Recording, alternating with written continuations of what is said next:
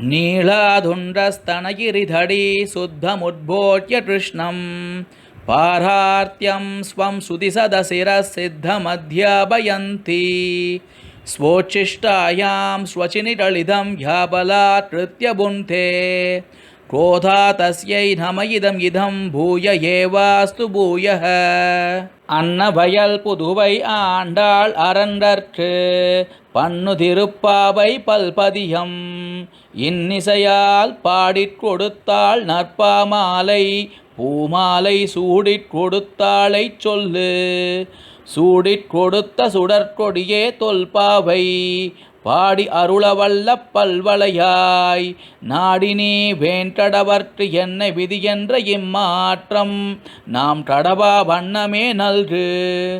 அடியேனின் அன்பான நமஸ்காரங்கள். இன்னைக்கு 5ஆம் நாள் பாசுரம் மாயனை மண்ணும் வடமதுரை மைந்தனை என்ற இந்த அற்புதமான பாசுரத்தை அழகாக திருமதி ஹரிணி பாடி முடிச்சதுக்கப்புறம் இந்த பாசுரத்தோட விளக்கங்களும் இதனோட திவ்யதேசம் எந்த திவ்யதேசத்தோட இந்த பாசுரங்களை மங்களாசாசனம் செய்திருப்பல் அப்படிங்கிற ஒரு சின்ன கற்பனை கண்ணோட்டத்தோடு நாம் இன்னைக்கு இந்த பாசுரங்களை அனுபவிப்போம். வாங்கோ. மாயனை மன்னோ வடமதுரை மைந்தனை தூய பெரு நீர் யமுனை துறைவனை ஆய குலத்தில் தோன்றும் அணி விளக்கை தாய கூடல் விளக்கம் செய்த தாமோதரனை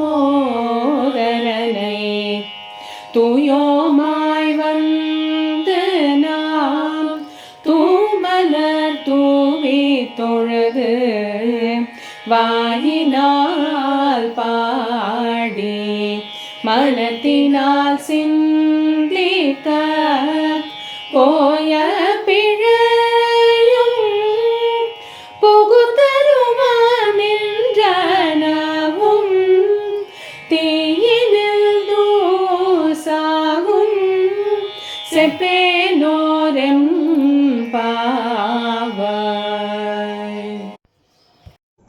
அற்புதமான பாசுரம். இப்போ மாயனை மண்ணும் வடமதுரை மைந்தனை அப்படின்னு ஆண்டாள் 5வது பாசுரத்துல எடுக்கிறா. மாயனை அப்படின்னு சொல்லும்போது மாயன் இந்த உலகத்திலேயே மாயையால தான் மூடி இருக்கு. ஏன்னா நம்ம எதுக்கு பிறந்தோம், எதுக்காக பிறந்தோம், எப்படி பிறந்தோம், இந்த மாதிரியான விஷயங்கள் என்ன நம்மளோட கர்மாக்களை நம்ம என்ன பண்ணணும் அப்படிங்கிறது நமக்கெல்லாம் தெரியவே இல்லை இல்லையா. இதெல்லாம் இந்த மாயையால் மறைச்சிட்டோம் இல்லையா. இப்போ நல்லா யோசிச்சு பாருங்களேன். கிருஷ்ணர் பிறந்த போது கூட தேவகிக்கும் வசுதேவருக்கும் அவர் பிறப்பார் 7வது குழந்தையா அப்படிங்கிறது தெரியும். ஆனால் அந்த 7வது குழந்தைய அவள் தான் வளர்க்க போகிறா, எப்படி வளர்க்க போகிறோமோ, என்ன பண்ண போகிறோமோ அப்படின்னு ரொம்ப கவலைப்பட்டிருந்தா இல்லையா. இந்த கம்சன் கிட்டது எப்படி காப்பாற்ற போகிறோம், இந்த லீலைகள் எதுவுமே அவளுக்கு தெரியாது பாவம். ஆனால் கிருஷ்ணர் பிறந்ததுக்கப்புறம் அந்த இடத்துல அவதரிச்சதுக்கப்புறம் பார்த்தீங்கன்னா கிருஷ்ணரே அதுக்கு தேவகி யசோதை இடத்துல தன்னை கொண்டு போய் விடும்படியும் யமுனை நதிக்கரை அந்த வழி விட்டது. அப்புறம் ஆதிசேஷன் அப்படியே கொடையாக இருந்தது. இத்தனையும் நடந்தது இல்லையா. அந்த கதவுகள், அந்த சிறை கதவுகள் இருக்கு இல்லையா, அது அப்படியே திறந்தே இருந்தது. ஏன்னா அங்கே இருக்கிறவாள் மயங்கி விழுந்துட்டா. இப்போ குழந்தை சத்தம் கேட்டாலே உடனே கம்சன் இடத்துல சொல்லுவான், உடனே கம்சன் வந்துடுவான். இப்படி தான் 6 குழந்தைகளையும் அவள் கொண்டா. ஆனால் இந்த 7வது குழந்தை தான் அங்கே நந்தகோபுரோட இதில் ரோகிணிக்கு பலராமனா வளர்றார். இவர் 8வது குழந்தை. இப்போ இது கேட்ட உடனே வரணும் இல்லையா. ஆனால் இந்த குழந்தை பிறக்கும் போதே சங்கு சக்கர கதாபாணியாக பிறந்துதான். தேவிக்கு ரொம்ப பயந்துட்டானாம். வா கண்ணா, அவனுக்கு காதில் விழுந்ததுன்னா உன்னை எடுத்துகிட்டு போயிடுவானே கண்ணா, அவன் கொண்டுடுவானே, அதனால் தயவுசெய்து உன்னை மறைச்சிக்கோ. இத்தனைக்கும் அவன் சங்கு சக்கர கதாபாணியாக பிறந்திருக்கும் போதே தெரியும் இல்லையா அது தெய்வ அம்சம் கொண்ட குழந்தைன்னு. ஆனால் அந்த தாய் உள்ளம் பயந்தது இல்லையா. அதனால்தான் பெரியாழ்வார்லாம் தேவகியாக தன்னை அனுபவிச்சு தான் எல்லா பாசங்களும் நமக்கு கொடுத்துருப்பார். அந்த தேவிக்கு அந்த தாய் பாசம்னு சொல்லுவார் இல்லையா. அது என்னதான் பகவானே பிறந்தாலுமே தாய் தானே. அப்படி பயந்தாலும் நீ எல்லாம் மறைச்சிக்கோ அப்படின்னு கிருஷ்ணர் எல்லாத்தையும் மறைச்சிட்டு குழந்தையா இருந்தாராம். அதனால இந்த இடத்துல மாயனை அப்படின்னு சொல்லும்போது நம்மளோட பாவங்களை எல்லாம் மாய்ப்பான், மாயோன் அப்படின்னு சொல்லுவா இல்லையா, அதை தான் இந்த இடத்துல ஆச்சரியமாக எடுத்து சொல்கிற ஆண்டாள். இந்த மாயனை அதாவது இந்த மாயன் அப்படின்னு சொல்லும்போது இன்னொரு அதுக்கு அர்த்தமும் இருக்குது. என்னென்னா நல்வழி காட்டும் நாயகன் சொல்லுவாராம். அதாவது நல்ல வழியை காட்டக்கூடிய அந்த பெருமாள் தான் இந்த மாயன் அப்படின்னு சொல்லக்கூடிய ஒரு அற்புதமான அர்த்தமும் அந்த மாயனுக்கு இருக்குது. இந்த மாயன் அப்படின்னு இந்த ஒருத்துக்கே நம்ம நிறைய விஷயங்கள் சொல்லலாம். இதில் மாயனை மண்ணும் சொல்லும்போது நிலை பெற்று அப்படியே கான்ஸ்டண்ட்டாக அப்படி சொல்லுவா இல்லையா, அது மாதிரி நிலை பெற்று இருக்கக்கூடிய அற்புதமான ஒரு அவதாரம் தான் இது. அதை தான் சொல்கிறாவோ, மாயனை மண்ணும் வடமதுரை வைந்தனை. இப்போ தென்மதுரை நமக்கு இங்கே இருக்கு இல்லையா, அந்த இடத்துல வடமதுரா அப்படின்னு சொல்லக்கூடிய அந்த அற்புதமான அந்த மதுரை, அந்த வடமதுராவில் தான் அந்த ஜெயிலில் தானே அந்த கண்ணன் பிறந்தார். அந்த வடமதுரை அந்த மைந்தனை தூய பெருநீர் யமுனை துறைவனை. இந்த இடத்துல யமுனை துறைவன் அப்படின்னு சொல்லும்போது யமுனா நதிக்கரையில் இருக்கிற அந்த மதுராவில் தான் அவர் பிறந்தார், அவதரிச்சார். இப்போ யமுனை துறைவன் அப்படின்னு சொல்லும்போது அடியேனுக்கு ஒரு ஞாபகம் யாருன்னா ஆச்சாரியன் ஆளவந்தா சுவாமிகள். அவருடைய தாத்தா இருக்கார் இல்லையா, அவர் தானே நமக்கு 4000 திவ்ய பிரபந்தங்களை நமக்கு தேடி கொடுத்த அற்புதமான ஆச்சாரியன் நாதமுனி சுவாமிகள் இல்லையா, அவரோட பேரன் தானே இவருக்கு யமுனை துறைவன். ஏன்னா நாதமுனி சுவாமிகள் அந்த திவ்ய தேசத்தில் போய் அந்த பெருமாளை போய் சேவிக்கும் போது அப்போது அந்த இடத்துல அந்த யமுனை நதிக்கரையை பார்த்துட்டு அப்படியே சந்தோஷமாக நின்னாராம். அப்படியே பெருமாளே வந்து நேரில் வந்து அந்த இடத்துல காட்சி கொடுத்த மாதிரி தெரிஞ்சுதான். அதனால் அவருக்கு எப்படியாவது தன் வம்சத்தில் பிறக்கக்கூடிய ஏதான ஒரு குழந்தைக்கு இந்த பேரை யமுனை துறைவன் வைக்கணும் அப்படின்னு நினைக்கும் போது அவருக்கு பேரனாகவே அவதரித்தவர் தான் அந்த ஆளவந்தா சுவாமிகள்.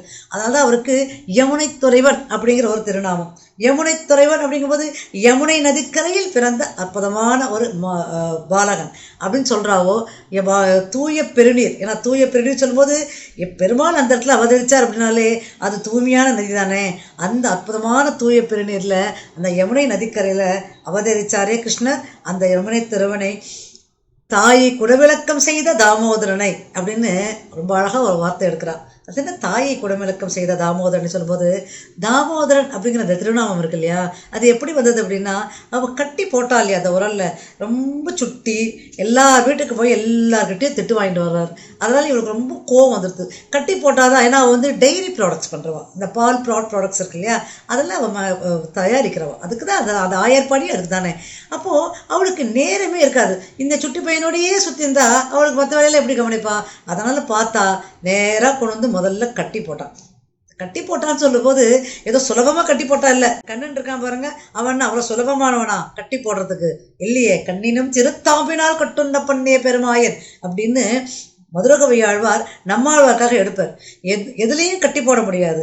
அந்த பக்தியினாலையும் அந்த அன்புனால மட்டும்தான் அந்த பெருமாளை கட்டி போட முடியும். அதை தான் அவர் சொல்கிறார் மதுரகவி நம்மாழ்வார்க்காக. அது மாதிரி தான் இந்த இடத்துல யசோதை என்ன பண்ணாலாம், முதல்ல ஒன்று விட்டேனா பார் அப்படின்னு ஒரு கயிறை கொண்டு வந்து கட்டி போட்டா. கயிறை கட்டி போட்டோன்னு அவர் என்ன பண்ணார் பெருமாள், ஏன்னா அவர் ஏற்கனவே கொஞ்சம் முழுக்குன்னு இருப்பார். கண்ணன் நல்லா பாலும் தயிரும் சாப்பிட்டு முழுக்குன்னு இருப்பார். அவன் அந்த உரலை கட்டி போட்டால் அந்த கயிறு பத்தவே இல்லை. சரின்னு போனான், இன்னொரு கயிறு எடுத்துன்னு வந்தான். திரும்ப அப்படியே திரும்ப எடுத்து கட்டி போட்டான். அப்போ திரும்ப பத்தவே இல்லை. இது என்னடா அதுன்னு சொல்லிட்டு திரும்ப உள்ளே போனான், ஒரு கயிறை கொண்டு வந்தான். இதை முடிச்சு போட்டு அதை உரலை வச்சு கட்ட பார்த்தா, அது பத்தவே இல்லை. அதுக்கப்புறம் அவர் ரொம்ப பார்க்குறதுக்கு ரொம்ப டயர்டாயிட்டான், ரொம்ப கஷ்டமாயிடுது. கிருஷ்ணா அப்படின்னு உட்காந்தாராம். உடனே கிருஷ்ணருக்கே சிரிப்பு வந்துதான். என்னை கட்டி போடுறதுக்கு என்னையே கூப்பிடுறியா அப்படின்னு தன் உடலை சுருக்கி கட்டி போட்டான். அதுக்கப்புறம் அந்த கயிறு எடுத்து கட்டும்போது ரொம்ப சுலபமாக அவளை கட்ட வந்துடுது. அந்த கயிற்றுல அவள் கட்டி போட்டா. அதற்கு பிறகு அந்த உரலை அவரே இழுத்துட்டு போய் அந்த மரம் இருக்கு இல்லையா, அசுரர்கள் இருந்த மரமாச்சே, அதை அப்படியே உடைச்சார் அவர். அது கிருஷ்ணலீலா. இந்த இடத்துல அந்த கட்டி போட்டார் இல்லையா, அதைத்தான் அந்த இடத்துல அந்த கட்டுண்டு இருந்தார் பார்த்தீங்களா, அதனால தான் அவருக்கு தாமோதரன் அப்படிங்கிற அந்த திருநாமம். அதை தான் இங்கே சொல்கிறான், இந்த தாயை குடம்பிளக்கம் செய்த தாமோதரனை. அந்த தாமோதரனை சொல்றதுக்கு முன்னாடி இன்னொரு அற்புதமான ஒரு வரி சொல்லுவா. என்னன்னா, ஆயர் குலத்தில் தோன்றும் அணிவிளக்கை. அந்த ஆயர் குலத்திற்கே விளக்கு அவர் தானே. அவர் பிறந்ததுக்கு அப்புறம் தான் அந்த ஆயர்பாடியே ரொம்ப சிறப்பாக இருந்தது. அதை தான் இங்கே சொல்கிறா, ஆயர் குலத்தில் தோன்றும் மணிவிளக்கை தாயை குடவிளக்கம் செய்த தாமோதரனை தூயமோய் வந்து நாம் தூமலர் தூவி தொழுது. தூயமோய் அதாவது சொன்னா இல்லையா, வா தீக்குறளை சென்றோதோம் அப்படின்னு சொன்னாலே அந்த பாசுரத்தில், அது மாதிரி எந்த விதமான கெட்ட விஷயங்களும் சொல்லாமல் நல்ல சிந்தனையோட அவனையே நினைச்சுட்டு தூயமாக, அது மனசே வந்து நிச்சலனமாக இருக்கணும் அந்த பெருமாளை வேண்டும் போது. அந்த மாதிரி தூயமாய் வந்து நாம் தூமலர் தூவி தொழுது, இந்த மலர்கள் எல்லாமே அவனுக்கு தானே படைக்கப்பட்ட எல்லா மலரும். இன்றைக்கி நீங்கள் திருப்பதிக்கு போனீங்கன்னா அந்த கூந்தலில் நம்ம கூந்தலில் பூ வச்சுக்கவே தோணவும் தோணாது, நம்ம வச்சுக்கவே கூடாது. ஏன்னா அங்கே இருக்கிற மலர்கள்லாம் அந்த கோவிந்தனுக்கு தானே. அது மாதிரி அந்த தூமலர் தூவி தொழுது, அந்த பெருமாளை தூய மனசோட தூமலர் தூவி தொழுது, வாயினால் பாடி, அது ரொம்ப முக்கியம். நல்லா கத்தி பாடணும் நாம சங்கீர்த்தனம். ஏன்னா இந்த கலியுகத்தில் நமக்கு நல்ல விஷயங்கள், கலியுகத்தில் இருக்கிறது மிக சுலபமான விஷயம் அந்த பெருமாள் அடையிறதுக்கு தான் இந்த நாம சங்கீர்த்தனம் தானே. அப்போது வாயினால் பாடி, ரொம்ப கத்தி அந்த பாடி. ஏன்னா நவபக்தியில் முக்கியமான பக்தி கீர்த்தனம் ஆச்சே. அப்போ வாயினால் பாடி மனத்தினால் சிந்திக்க, ஏதோ வாயினால் பாடிட்டு இருக்கும்போது மனத்தை சிந்திக்கணும். நம்ம யோசிச்சு பாருங்களேன், நம்மளாம் விஷ்ணு சகஸ்ரநாமம் சொல்லுவோம் இல்லையா, விஸ்வம் விஷ்ணு வஷக்கார போத பவ்ய, இது ஆரம்பிக்கும் போதே அந்த மனசு நமக்கு நெருக்கவே இருக்காது. அப்போ தான் நமக்கு எல்லா டிஸ்ட்ராக்ஷன்ஸும் வரும், அப்போ தான் நமக்கு எல்லாம் வேண்டாததெல்லாம் தோணும் இல்லையா. அந்த பெருமாளை நினச்சி அந்த 15 நிமிஷம் விஷ்ணு சகஸ்ரநாமம் சொல்கிறோமா அப்படின்னா அது கிடைக்கவே கிடைக்காது, அது பண்ணவே முடியாது. நம்ம பாட்டுக்கு என்ன பண்ணுவோம், 1008 வேலை, ஆனால் நம்ம வாய் மட்டும் சொல்லிகிட்டே இருக்கும். அந்த சகசநாமத்தை மனப்பாடமாக கடகடன்னு 15 நிமிஷத்தை சொல்லி முடிச்சிருவோம். ஆனால் நம்ம சிந்தனை அந்த இடத்துல அந்த பெருமாள் கிட்ட இருக்காது இல்லையா. அந்த மாதிரி இல்லாமல் வாயினால் பாடி மனத்தினால் சிந்திக்க, அந்த மனத்தில் அவன் எப்பவுமே சிந்திச்சிருந்தா போய பிழையும் புகு தருவான். போன ஜென்மத்தில் என்ன பாவம் பண்ணோன்னு தெரியாது இல்லையா நமக்கு. நம்ம இப்படிலாம் கஷ்டப்படுறோமே, நம்ம நினச்சிப்போம்ல என்ன பாவம் பண்ணோம், இந்த ஜென்மத்தில் நம்ம தெரிஞ்சு பாவம் பண்ணலையே, ஆனால் ஏதோ கஷ்டப்படுறோமே அப்படின்னு நினைக்கிறோம் இல்லையா. அது மாதிரி போன ஜென்மத்தில் நம்ம என்ன பிழை பண்ணலைன்னா கோவிந்தனுக்கு தான் தெரியும் அது என்னதுன்னு. அந்த பிழையும் புகு தருவான் என்றனவும், அதை எல்லாமே பண்ணிடுவோம். அது எப்படி இல்லாமல் பண்ணுவான்னா, தீயினில் தூசாகும். ஒரு தீயில ஒரு பொருள் விழுந்த உடனே அப்படி தூசா போயிடல, மண்ணாக போயிடுமே, அப்படி உதிராக போயிடும்ல. அந்த மாதிரி அந்த தீயினில் அந்த பாவங்கள்லாம் தூசாகுமா. அப்போது அந்த பாவங்களை தீர்க்கணும்னா இந்த மாயனை மண்ணும் வடமதுரை மைந்தனை நம்ம இப்போ ஆராதிக்கணும். எப்படி ஆராதிக்கணும், வாயினால் பாடி மனத்தில் அவனை சிந்திச்சுண்டு எப்பவுமே அவனை நினச்சிருந்து அவனுக்கு சரணாகதி பண்ணணும் அப்படின்னு சொல்லக்கூடிய அற்புதமான சரணாகதி பாசுரம் தான் இன்னைக்கு இந்த 5வது பாசுரம். சரி, இந்த 5வது பாசுரத்துக்கு விளக்கம் சரிதான், ஆனால் எந்த திவ்யதேசம் அப்படின்னு சொல்லும்போது இதை கண்டுபிடிக்கிறது உங்களுக்கெல்லாம் கண்டிப்பாக கஷ்டமே இருக்காது. ஏன்னா வடமதுரை அப்படின்னு வந்திருக்கே. அப்போ வடமதுரை அப்படின்னு சொல்லும்போது மதுரையில் இருக்கிற அந்த கண்ணனுக்கு தானே மங்களாசாசனம் பண்ணி செய்திருப்பாள். இப்போ வடமதுரை அப்படிங்கிற ஆச்சரியமான திவ்யதேசம் தான் இந்த மாயனை மண்ணு வடமதுரை கொண்டாட திவ்யதேசம். இப்போ இந்த வடமதுரா அப்படி பற்றி ஒரு சின்ன ஒரு விளக்கங்கள், ஏன்னா திவ்யதேசங்களை பற்றி நம்ம ஒரு நாள் சொல்லிகிட்டே இருக்கலாம். இந்த திவ்யதேசத்தை பற்றி நம்ம ஒரு சின்ன ஒரு 4 வார்த்தைகளில் என்னன்னு தெரிஞ்சுக்கலாம். இப்போ மதுரா அப்படின்னு சொல்லும்போது இது வந்து ஏதோ கிருஷ்ணர் துவாபர யுகத்தில் அவதரிச்ச இடம் அப்படிங்கிறது மட்டும் இல்லை. இந்த மது அப்படிங்கிற இந்த நாடு முன்னாடி, அதாவது திரேதா யுகத்தில் ஸ்ரீராமச்சந்திரமூர்த்தி யுகத்திலேயே இது ரொம்ப பிரசித்தியான ஒரு நகரமாக தான் இருந்தது. இந்த மது என்ற நகரத்தை ஒரு ரொம்ப கொடுங்கோலான ஒருத்தன் ஆண்டு வந்தான். அப்போ ராமர் என்ன பண்ணார், லக்ஷ்மணர் அனுப்பிச்சு இந்த மதுரான்ற நகரத்தை இப்படியான காப்பாற்று, ஏன்னா இங்கே நிறைய அசுரர்கள் இருக்கா, அவனை போய் அழிச்சிட்டு, அசுரர்கள் அப்படி சொல்லும்போது ஏதோ பெருமாள் தான் அழிக்கணுங்கிறது இல்லை, ஏன்னா லக்ஷ்மணனும் அவதார புருஷன் தானே. அதனால் அவர் என்ன பண்ணார், போய் அந்த அங்கே இருந்த ராஜாவை அழிச்சிட்டு இந்த இடத்துல அந்த மதுரா அப்படிங்கிற இந்த இடத்த ரொம்ப அற்புதமான ஒரு நகரமாக மாற்றினார் அந்த காலகட்டத்தில். அதிலிருந்து இந்த நகரமானது ரொம்ப பிரசித்தி பெற்ற ஒரு கூட கோபுரங்களோடு இருந்த ஒரு நகரம் தான் இந்த மதுரா அப்படின்னு சொல்லக்கூடிய வடமதுரை அப்படிங்கிற ஆச்சரியமான திவ்யதேசம். இந்த திவ்யதேசம் 102வது திவ்யதேசம். இங்கே திருமங்கையாழ்வார் தன்னோட பாசுரங்களை அற்புதமான மங்களாசாசனம் பண்ணப்பட்ட பெருமாள் இவர். அங்கே கிருஷ்ணர் இருக்கார், வடமதுரையில் பிறந்தவர் கிருஷ்ணர் தான். ஆனால் அந்த இடத்த கண்டுபிடிச்சவர் யார், நம்ம திருமங்கையாழ்வார் தானே. அப்பேற்பட்ட இந்த வடமதுரா, இந்த மதுரா அதுக்கப்புறம் பிற்காலத்தில் துவாபர யுகத்தில் வசுதேவரோட பரம்பரைக்கு தான் இந்த நகரமானது அவள் கைக்கு தான் வந்தது. அதுக்கப்புறம் கம்சன் தான் இந்த நாட்டை ஆண்டான், இந்த இடத்த ஆண்டான். ஏன்னா கம்சன் வந்து தேவகியோட அண்ணன் தானே கம்சன். ஸோ தேவகியும் கம்சனும் அவரோட வம்சப்பரவல் ஆண்டு வந்த நகரம்.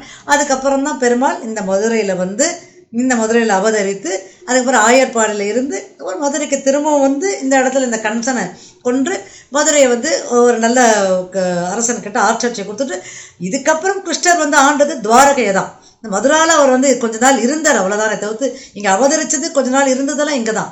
ஆனால் அவர் அரசாண்டதெல்லாம் துவாரகால தான். அப்பேற்பட்ட ஆச்சரியமான இந்த திவ்யதேசம் தான் இந்த வடமதுரா. இப்போ இந்த இடத்துல தான் ரொம்ப முக்கியமான ஒரு விஷயம் இல்லையா, இந்திரனோட கோபத்தினால பெருமாள் வந்து இந்த அங்கே இருக்கிற ஆயர்பாடி மக்கள் எல்லாம் வந்து இந்திரன் என்ன பண்ணால் எப்படி மலைக்கு அந்த கோவர்தன மலைக்கு எல்லாரும் வந்து பிரசாதங்களை ஏன் சமர்ப்பிக்கணும், நான் இருக்கனே அப்படின்னு சொல்லிட்டு கோவப்பட்டு நிறைய மழையெல்லாம் புழ வச்சு எல்லாம் பண்ணும்போது அப்போ கிருஷ்ணர் அங்கே அவதரிச்சாருங்கிறதே மறந்துட்டான். அவனு கிருஷ்ணர் என்ன பண்ணார், தன்னுடைய சுண்டு விரலாலேயே அந்த மலையை அப்படியே நிறுத்தி அதுக்கப்புறம் அங்கே இருக்கிற மக்கள் எல்லாம் காப்பாற்றி கொடுத்தார் இல்லையா. அது நடந்த அற்புதமான வைபவம் அது இங்கே தான், இந்த இடத்துல தான். ஏன்னா துவாபர யுகத்தில் அப்புறம் அவர் மதுராவில் அது பக்கத்தில் இருக்கிற ஆயர்பாடில் தான் அவர் இருந்தார். இப்போ இந்த இடத்துல தான் அதை ஏற்படுத்தி கொடுத்தார்.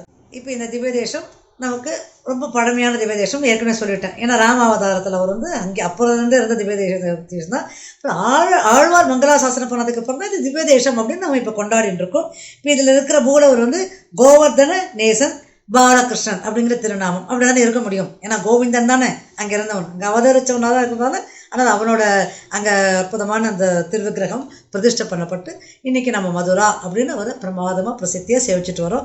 அப்பேற்பட்ட ஆச்சரியமான திவ்ய தேசம் தான் இன்றைக்கி ஆண்டான் மங்களாசாசனம் செய்யப்பட்ட திவ்ய தேசம். அப்பேற்பட்ட அற்புதமான இந்த 5ஆம் நாள் பாசுரத்தை நாம் இன்றைக்கி அனுபவித்தோம் இல்லையா. இப்போ நாளைக்கு 6ஆம் நாள் பாசுரம். எல்லாரும் இந்த ஆச்சாரிய கிருபா சேனலில் சப்ஸ்கிரைப் பண்ணிக்கோங்க. அது மாதிரி பெல் ஐக்கான் இருக்குல்லையே அதையும் கிளிக் பண்ணிக்கோங்க.